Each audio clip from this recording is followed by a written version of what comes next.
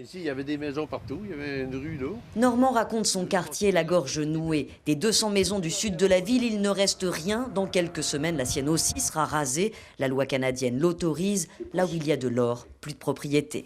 Si ça vaut 2 millions pour eux autres, puis nous autres, ça vaut rien.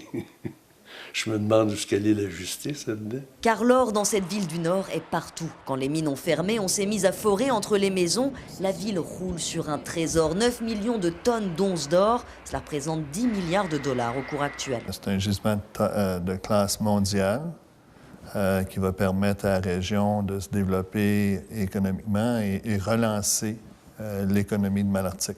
En quelques mois, la ville a changé de visage. La compagnie a payé le déplacement des maisons dans un nouveau quartier, une école somptueuse, la plus belle du Québec. Les habitants, eux, n'ont pas eu le choix. Ils ont touché un petit chèque, 5 000 $ pour toute indemnité.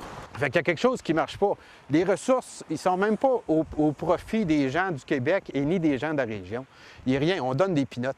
Et les gens, malheureusement, ils ont été habitués à dire, bien, c'est la compagnie, la loi de la compagnie, c'est elle qui est au-dessus de tout. Dans une ville rongée par le chômage, tout le monde applaudit.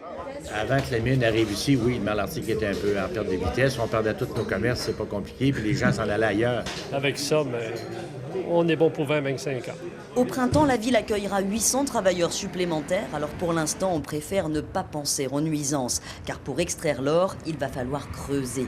Beaucoup. Une fosse de 2 km sur 800 mètres, 350 mètres de profondeur. Pendant 12 ans, la compagnie va extraire à la dynamite 150 000 tonnes de roches par jour. La ville sera protégée par un remblai de 15 mètres de haut, mais les conséquences des explosions inquiètent. Certains habiteront à seulement 100 mètres de la fosse.